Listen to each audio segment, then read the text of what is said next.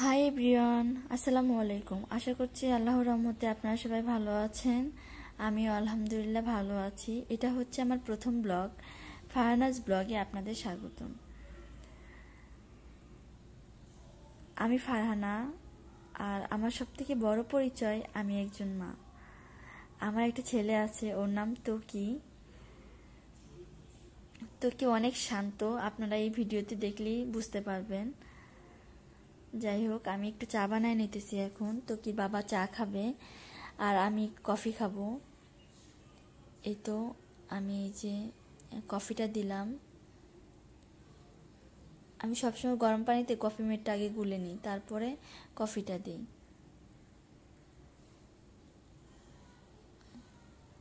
আমি green tea বানাচ্ছি এখানে। তো কি বাবা গ্রিন টি খায় আর আমি কফি খাই। এই যে 1 চামচ চিনি দিলাম আমি আমার কফিতে, আর তো কি বাবার চায়ে 1 চামচ চিনি দিলাম। চিনিটা যত কম খাওয়া যায় ততই ভালো, কিন্তু তারপরেও তো একটু খেতে ইচ্ছা করে। যাই হোক, আমরা একটু ছাদে যাব। এই তো আমরা ছাদে আসলাম চা খেয়ে। পানি দেখলে মন ভালো হয়ে যায়, পানি আকাশ এগুলো দেখলে মন অনেক ভালো হয়ে যায়। যাই হোক, আমি ছাদে আসছি। আর আজকে আমি আপনাদেরকে দেখাবো এয়ারপোর্ট। এটা হচ্ছে এয়ারপোর্ট আমার বাসার পাশে।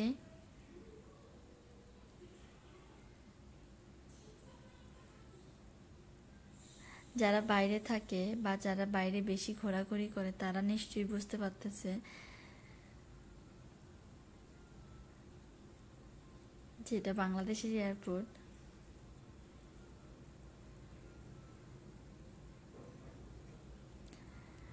আর রানওয়ে তো সব দেশে একই রকম থাকে, প্রায় কাছাকাছিই থাকে। যাই হোক, এই যে প্লেনটা টেক অফ করতেছে,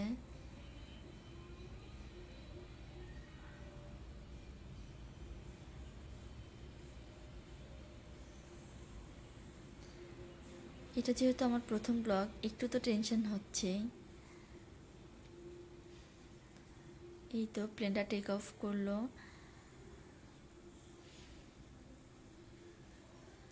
আমরা এখন একটু পার্কে যাব। এই তো পার্কে চলে আসছি। এটা হচ্ছে আমার রাজপুত্র। এই যে আমার বাবাটা, ও এখন গাছে পানি দিতে যাচ্ছে। গাছে পানি দিতে তাকায় দেখে যে ওর বাবা একটা বেলুন নিয়ে আসছে। সে তো এটা দেখে খুব খুশি। আর আমার ভিডিওটা যদি আপনাদের ভালো লেগে থাকে, প্লিজ আমার চ্যানেলটা সাবস্ক্রাইব করবেন, কমেন্টস করবেন আর একটা লাইক দিবেন। ও পাশে থাকা বেল আইকনটি প্লিজ ক্লিক করবেন। আর এটা আমার প্রথম ভিডিও, যেহেতু কোনো ভুল ত্রুটি করলে আবার বলতেছি প্লিজ ক্ষমা করে দিবেন। এই যে আমার ছেলে, সে বেলুনটা ফাটায় ফেলছে, এখন ওর বাবাকে দিতেছে যে এটা ফুলায় দাও। ওর বাবা আবার ওকে বুঝাই দিতেছে। আমি আবার বলতেছি যাও, তুমি একটু আগে তো আমাদের চেনো নাই, এখন কেন আসছো। সে আবার চলে গেল।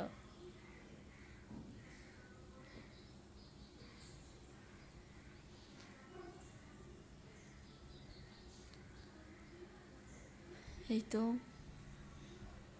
সে আবার কি কুড়ায় কুড়ায় দেখতেছে। এখন আমরা পার্ক থেকে বাসায় আসব।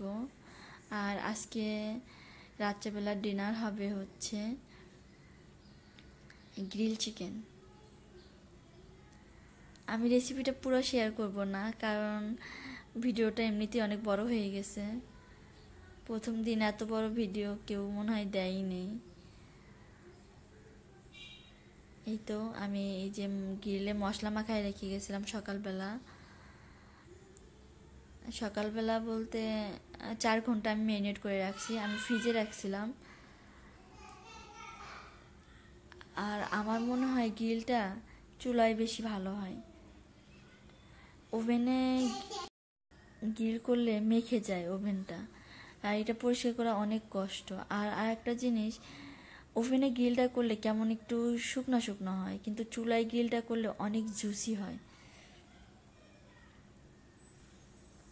যাই হোক, আমি এই যে গ্রিলটা এখন বানায় ফেলবো। আর আমার এই গ্রিলের রেসিপি যদি আপনাদের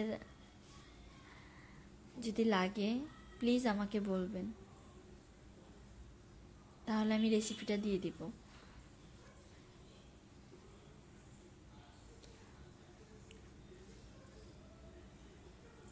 আমি গ্রিল বানাচ্ছিলাম আর তো কি বারবার এসে চুলাটা বন্ধ করে দিতেছে। আমি একটু পানি দিয়ে দিলাম, একটু পরে উল্টায় দিলাম, ঢাকনা দিয়ে ঢেকে দিয়েছিলাম।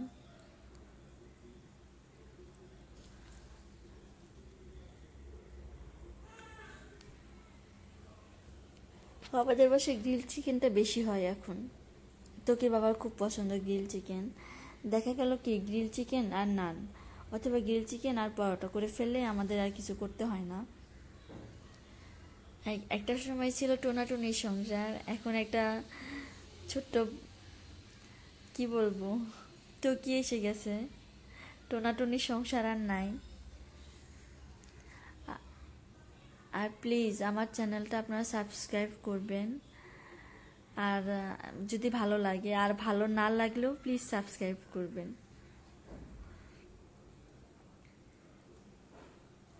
এই তো আমি একটা কয়লা নিলাম, আর কয়লাটা আমি চুলার উপরে দিয়ে দিলাম। ওইটা আমরা আগুন ধরানো পর্যন্ত অপেক্ষা করব।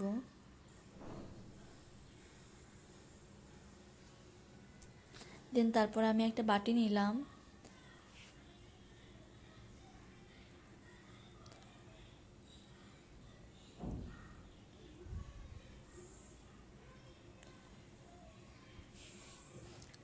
এই তো আমি এখন কয়লাটা উঠায় বাটিটার ভিতর রাখবো।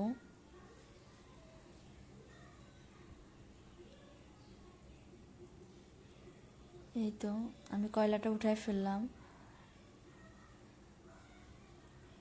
এখন আমি এটা বাটিটার ভিতরে রাখলাম।